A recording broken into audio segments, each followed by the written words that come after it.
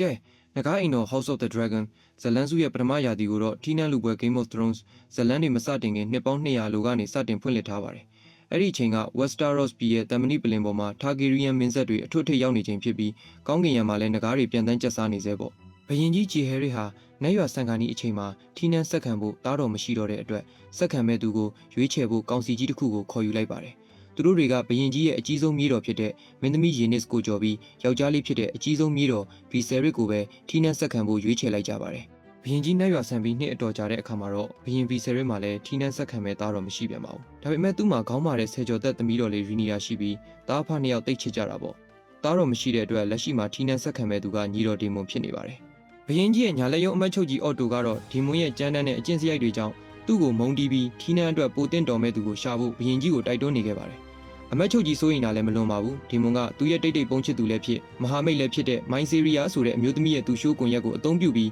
သူ့ရဲ့အကြံစီတွေကိုအကောင့်ထဲပေါ်နေလို့ပါပဲအဲ့ဒီအချိန်မှာဘရင်ကြီးရဲ့မိဖုရားအိမ်မှာကိုဝင်ရှိလာတော့ဘရင်ကြီးကသားတော်လေးရပြီဆိုပြီးယုံကြည်ချက်အပြည့်နဲ့ကြီးကျယ်ခမ်းနားတဲ့ပြိုင်ပွဲကြီးတစ်ခုကိုကျင်းပပါတော့တယ်ပြိုင်ပွဲမှာမင်းသမီးရီနီယာနဲ့သူ့ရဲ့အချစ်ဆုံးတငယ်ချင်းဖြစ်တဲ့အမတ်ချုပ်ကြီးရဲ့သမီးအဲလီဆင်တို့ဟာညီတော်ဒေမွန်ကိုတောင်အနိုင်ယူသွားတဲ့လူငယ်သူရဲကောင်းခရစ်စတန်ကိုသဘောကျသွားကြပါတယ်ဒါပေမဲ့ကန်ဆိုးကျင်တော့မိဖုရားကြီးနေမကောင်းဖြစ်လာပြီးဘရင်ကြီးကကလေးကိုကယ်ဖို့အရေးပေါ်ခွဲစိတ်စေခဲ့ပါတယ်။ဒီဆုံးဖြတ်ချက်ကြောင့်မိဖုရားကြီးတည်ဆုံးသွားခဲ့ရသလိုမွေးလာတဲ့သားတော်လေးဘေလွန်ကလည်းနိုင်ပိုင်းအကြာမှာပဲဆုံးပါသွားခဲ့လို့ဘရင်ကြီးခမရတိတ်ချရတဲ့ဇနီးတွေကိုဆုံးရှုံးလိုက်ရတဲ့အတွက်ယူကျုံမရဖြစ်ခဲ့ရရှာပါတယ်။အဲ့ဒီချိန်မှာညီတော်ဒေမွန်ကကွယ်လွန်သွားတဲ့သားတော်လေးကိုတရက်တာအင်ရှိဆန်ဆိုပြီးလှောင်ပြောင်ခဲ့တဲ့အတွက်ဘရင်ကြီးနဲ့ပြဿနာတက်ပါတော့တယ်။ဒေမွန်ကသူ့ကိုဘရင်ကြီးကိုအမတ်ချုပ်ရဲ့ရုပ်သေးကျိုးဆွဲရာကနေတဲ့ဘရင်အညံစားလို့စော်ကားလိုက်တဲ့အခါဘရင်ကြီးကဒေမွန်ကိုမြို့တော်ကနေနှင်ထုတ်လိုက်ပြီးသမီးတော်ရီနီယာကိုတမန်နီပလင်ရဲ့တရားဝင်အင်ရှိဆန်အဖြစ်ကြေညာလိုက်ပါတယ်။မှုမတ်တွေကဘရင်ကြီးရဲ့အမိန့်ကိုနာခံပြီးမင်းသမီးကိုတစ္ဆာခံခဲ့ကြပေမဲ့အမျိုးသမီးတူကိုထီနှံလွှဲအပ်လိုက်တဲ့ဆုံးဖြတ်ချက်အပေါ်အများကတော့တန်တရားဝင်နေခဲ့ကြပါတယ်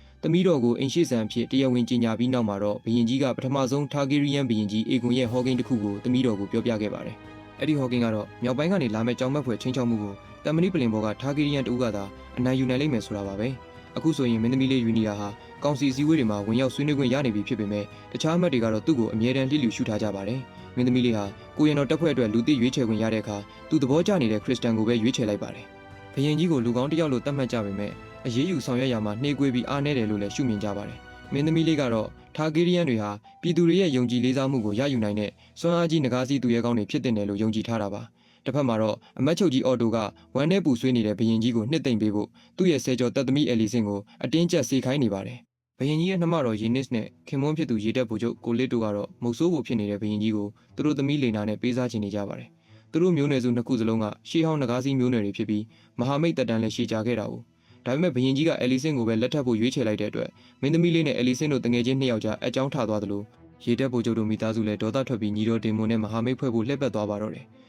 ၃နှစ်ကြာပြီးတဲ့နောက်ဒေမွန်နဲ့ကိုလစ်တို့ဟာသူတို့ရဲ့ရေတက်သင်္ဘောတွေကိုတိုက်ခိုက်နေတဲ့လူဆိုးကိုင်းကိုနှိမ်နင်းဖို့စတက်စတုံကျွန်းစုစီကိုတပ်တွေဥဆောင်ပြီးသွားကြပါတယ်။တိုက်ပွဲမှာဒေမွန်ကသူ့ကိုဘရင်ကြီးထက်တာလွန်ကြောင်းတပ်တွေပြနိုင်ခဲ့ပြီးတခြားမှုမတ်တွေရဲ့ထောက်ခံမှုကိုပါရယူနိုင်ခဲ့ပါတယ်။ဒါပေမဲ့အောင်ပွဲခံနေမဲ့အစားအကူဖြစ်သူအပေါ်ထားတဲ့တန်ရောစင်ကြောင့်ဘရင်ကြီးနဲ့ပြန်လဲတင့်မြတ်ဖို့မြို့တော်ကိုပြန်လာခဲ့ပါတယ်။အိမ်ပြန်ရောက်တဲ့အခါဒေမွန်ဟာသူ့တူမလေးရီနီယာနဲ့ပြန်လဲဆုံတွေ့ခဲ့ပြီးသူတို့နှစ်ဦးကြားမှာဆွေမျိုးတန်ရောစင်ရောချစ်သူရည်စားလို့တန်ရောစင်ပါနက်နက်ရှိုင်းရှိုင်းရှိနေခဲ့ပါတယ်။အခုဆိုရင်ဘရင်ကြီးနဲ့အဲလီဆင်တို့မှာအေဂွန်ဆိုတဲ့သားတော်လေးတစ်ပါးရရှိနေပြီဖြစ်ပြီးနောက်ထပ်ကိုဝင်လဲလွယ်ထားရပါတယ်။ထီနန်းဆက်ခံနိုင်မဲ့သားတော်ရှိနေပေမဲ့လည်းဘရင်ကြီးကတော့ရီနီရာကိုပဲအင်ရှိဆန်အဖြစ်ဆက်ထားမဲ့အကြောင်းအခိုင်အမာပြောဆိုထားပါတယ်။ဒါပေမဲ့တိတ်တဆိတ်မှာတော့အမတ်ချုပ်ကြီးအော်တိုဟာသူ့မြေးလေးအေဂွန်ကိုထီနန်းလူပေးဖို့အကြံစီတွေကြံစီနေပါတယ်။ဘရင်ကြီးကမင်းသမီးလေးကိုနိုင်ငံရေးအရအင်အားကြီးတဲ့မဟာမိတ်တဦးဦးနဲ့လက်ထပ်ဖို့အရေးကြီးကြောင်းဖိအားပေးလာပါတယ်။ဒါကြောင့်မင်းသမီးလေးဟာဂျေဆန်လန်နစ္စတာအပါအဝင်လက်ထပ်ဖို့ကမ်းလှမ်းလာသူအများအပြားနဲ့တွေ့ဆုံခဲ့ရပါတယ်။ဒါပေမဲ့မင်းသမီးလေးကဘသူ့ကိုမှစိတ်ဝင်စားမှုမရှိပါဘူး။ဦးလေးဖြစ်သူဒေမွန်ကသူမရဲ့ဆန္ဒတွေကိုပွင့်ပွင့်လင်းလင်းထုတ်ဖော်ဖို့တိုက်တွန်းတဲ့အခါမင်းသမီးလေးဟာအခြေရေးမပတ်သက်ရဘူးလို့တစ္ဆာဆိုထားတဲ့ကိုရံတော်ခရစ်စတန်ကိုသွေးဆောင်ဖျားယောင်းပါတော့တယ်။ဘရင်ကြီးကသူ့ညီတော်နဲ့သမီးတော်တို့ကြားကရင်းနှီးမှုတွေကိုသိသွားတဲ့အခါဒေမွန်ဟာထီးနှန်းကိုလိုချင်လို့မင်းသမီးကိုလက်ထပ်ချင်နေတာဖြစ်မယ်လို့ဆွဆွဲပါတော့တယ်။ဒါကြောင့်ဘရင်ကြီးဟာညီတော်ဖြစ်သူကိုထပ်မံနှင်ထုတ်လိုက်ပြီးတာဝန်ရအတင်းကျပ်လက်ထပ်ခဲ့ရတဲ့ဇနီးတဲ့ရှိရာစီပြည်နှင်တံပေးလိုက်ပါတယ်။ဒါပေမဲ့ဒေမွန်ကအဲ့ဒီဇနီးတဲ့ကိုတပ်ပစ်ပြီးဇနီးတဲ့မိသားစုရဲ့နေမြေတွေကိုသိမ်းပိုက်လိုက်ပါတော့တယ်။မိသားစုနှစ်ခုကြားကပြဿနာတွေကိုဖြေရှင်းဖို့ဘရင်ကြီးကမင်းသမီးလေးကိုရေတက်ဗိုလ်ချုပ်ရဲ့သားလေနောနဲ့အတင်းကျပ်လက်ထပ်စေပါတယ်။မင်းသမီးလေးကအမတ်ချုပ်ကြီးအော်တိုဟာဘရင်ကြီးကိုကြိုးကင်ချဲလဲနေတယ်လို့ဆွဆွဲတဲ့အခါဘရင်ကြီးကအော်တိုကိုယာရုကနေဖယ်ရှားလိုက်ပြီး စေတနာကောင်းတဲ့လိုင်ယွန်နယ်ကိုအစားထိုးခန့်အပ်လိုက်ပါတယ်အချစ်အတွက်နဲ့ဂုဏ်သိက္ခာကျဆင်းခဲ့ရတဲ့ကိုရန်တော်ခရစ်စတန်ကတော့မင်းသမီးလေးကိုခိုးပြေးပြီးဘဝသစ္စာဖို့ကန့်လန့်လာပါတယ်ဒါပေမဲ့မင်းသမီးလေးကညှင်းဆန်ခဲ့ပြီးလေနောနဲ့ကနာမည်ခံလင်မယားပဲလုပ်ပြီးသူ့ကိုတော့တိတ်တိတ်ပုံချစ်သူအဖြစ်ဆက်ထားမယ်လို့ကန့်လန့်လိုက်ပါတယ်ခရစ်စတန်ကလည်းအဲ့ဒီကန့်လန့်မှုကိုညှင်းပယ်လိုက်ပြီးအသေးကွဲသွားရုံမကသူ့ဂုဏ်သိက္ခာကိုဖျက်ဆီးခဲ့တဲ့မင်းသမီးလေးအပေါ်နာကြီးချက်တွေဝင်လာပါတော့တယ်အမတ်ချုပ်ဟောင်းအော်တိုကတော့သမီးဖြစ်သူအဲလီဆင်ကိုသူ့ရဲ့သားတွေဟာမင်းသမီးလေးရဲ့ထိနှံဆက်ခံမှုအတွက်ချင်းချောက်မှုဖြစ်နေလို့မင်းသမီးလေးဟာသူတို့မိသားစုအတွက်အမြဲတမ်းအန္တရာယ်ဖြစ်နေလိမ့်မယ်လို့သတိပေးခဲ့ပါတယ်ခရစ်စတန်ဟာအဲလီဆင်ရဲ့ယုံကြည်ရတဲ့မဟာမိတ်ဖြစ်လာပြီးသူတို့နှစ်ယောက်စလုံးဟာမင်းသမီးလေးအပေါ်အညိုးအတေးတွေကြီးမားလာကြပါတယ်မင်းသမီးလေးနဲ့လေနောတို့လက်ထပ်ဖို့ပြင်ဆင်နေချိန်မှာလေနောကသူဟာအမျိုးသားချင်းသာစိတ်ဝင်စားသူဖြစ်ကြောင်းဖွင့်ဟဝန်ခံခဲ့ပါတယ်ဒါကြောင့်သူတို့နှစ်ဦးရဲ့အိမ်တော်ရေးဟာနိုင်ငံရေးအရာအဆင်ပြေအောင်ဟန်ဆောင်လက်ထပ်ကြဖို့သဘောတူလိုက်ကြပါတယ်မင်္ဂလာပွဲမှာတော့လေနောရဲ့တိတ်တိတ်ပုံချစ်သူဂျော့ဖရီကသူနဲ့ခရစ်စတန်တို့ဟာဘဝတူတွေပဲဆိုတဲ့အထင်နဲ့တွားရောက်နှုတ်ဆက်ခဲ့ပါတယ်ဒါပေမဲ့ခရစ်စတန်ကတော့ဒါကိုချင်းချောက်တာသူ့ဂုဏ်သိက္ခာကိုထိခိုက်စေတာလို့ယူဆပြီးမင်္ဂလာဧည့်ခံပွဲအလင်မှာတင်ဂျော့ဖရီကိုရက်ရက်ဆက်ဆက်တပ်ဖြတ်လိုက်ပါတော့တယ်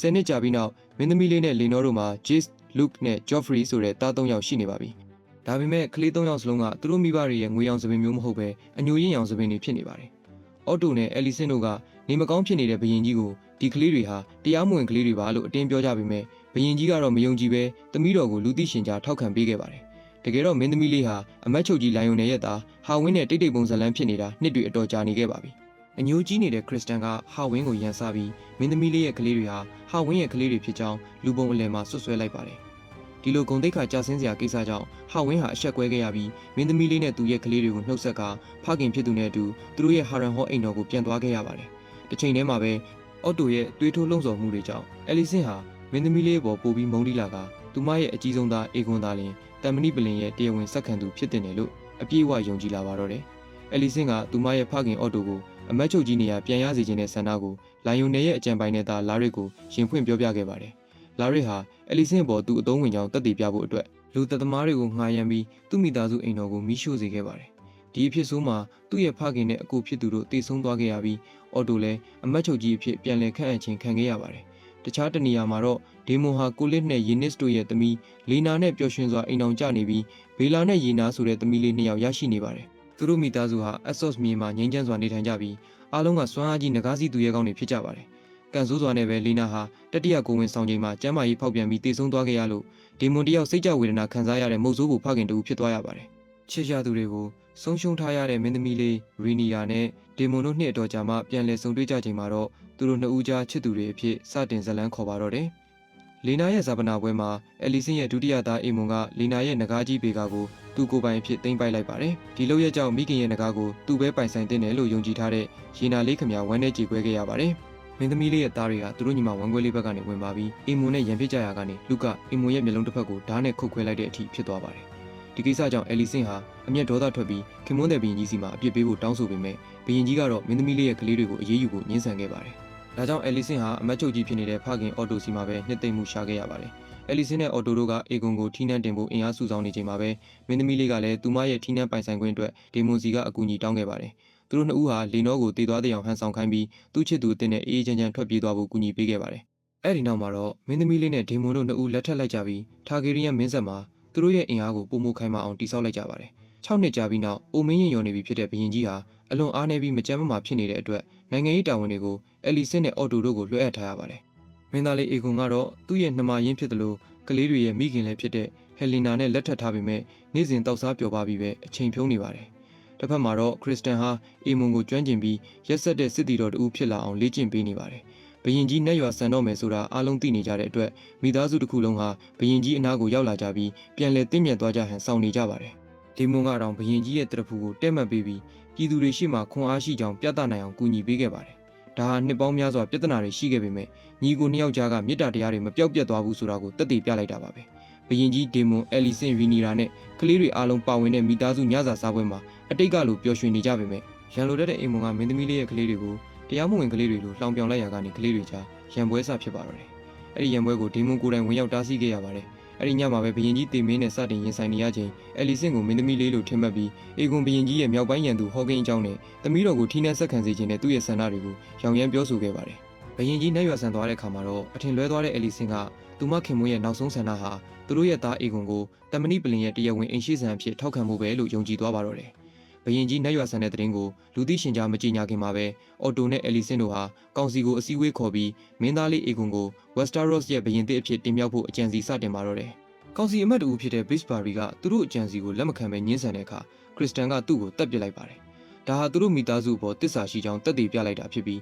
ကိုရန်တော်တပ်ဖွဲ့ရဲ့တပ်မှုကြီးယာရုကိုပါရရှိသွားပါတယ်။အလီဆင်ရဲ့ယုံကြည်ရတဲ့မဟာမိတ်လာရစ်ကတော့မိုင်ဆီရီယာရဲ့သူရှိုကွန်ရက်ကိုဖြိုခွင်းဖို့နဲ့ဒေမွန်စီသတင်းတွေမရောက်သွားအောင်တားဆီးဖို့သူမရဲ့ပြည်တစားအိမ်ကိုမိရှို့ဖျက်ဆီးခဲ့ပါတယ်။အော်တိုကမြို့တော်ကမှုမှတ်အားလုံးကိုဘရင်သစ်အေဂွန်ရှိမှဒူးထောက်ခိုင်းပြီးညင်းဆန်သူတိုင်းကိုထောင်ချကြိုးပေးကွပ်မျက်ပါတော့တယ်။ကန်ဆိုးစွာနဲ့ပဲရင်းနစ်စာအာနာသိန်းချိန်မှာမြို့တော်ထဲရောက်နေပြီးတစ္ဆာခံမှုညင်းဆန်တဲ့အတွက်အဖမ်းခံခဲ့ရပါတယ်။သူမကိုမင်းသမီးလေးပေါ်တစ္ဆာရှိတဲ့ကိုရန်တော်အဲရစ်ကကယ်တင်ခဲ့ပါတယ်။အဲရစ်ရဲ့အမွှာညီကိုဖြစ်သူအာရစ်ကတော့အေဂွန်ကိုတစ္ဆာခံသွားခဲ့ပါတယ်။ယင်းနစ်နဲ့အဲရစ်တို့ဟာငကားကျွန်းစီရောက်လာကြပြီးဘရင်ကြီးနတ်ရွာဆန်တဲ့အကြောင်းနဲ့သူတို့အာနာသိမ်းလိုက်တဲ့အကြောင်းတွေကိုမင်းသမီးလေးကိုသတင်းပို့ကြပါတယ်။ဒီသတင်းကြောင့်ဒေမွန်နဲ့ကိုဝင်လွယ်ထားတဲ့မင်းသမီးလေးဟာအကြီးကျယ်တုန်လှုပ်ကြေကွဲသွားပြီးလက်မစိပဲမိဖွားလိုက်ရကကလေးလေးအသေးမွေးလာခဲ့ပါတယ်။မင်းသမီးလေးဟာကျမ်းမာရေးအားနည်းနေပေမဲ့လည်းငကားကျွန်းပေါ်ကလူတွေအားလုံးပြင်လာကြီးနေတဲ့ကိုလစ်နဲ့ယင်းနစ်တို့ကပါသူမကိုဘရင်မအဖြစ်ထောက်ခံအားပေးကြပြီးတားတော်ဂျေ့စ်ကိုအင်ရှိဆန်အဖြစ်အတိအမှတ်ပြုခဲ့ကြပါတယ်။ဒေမွန်ကမြို့တော်ကိုပြန်လည်သိမ်းပိုက်ဖို့စစ်ခင်းဖို့တောင်းဆိုနေချိန်မှာပဲမင်းသားလေးဂျေ့စ်နဲ့လူ့တို့ကို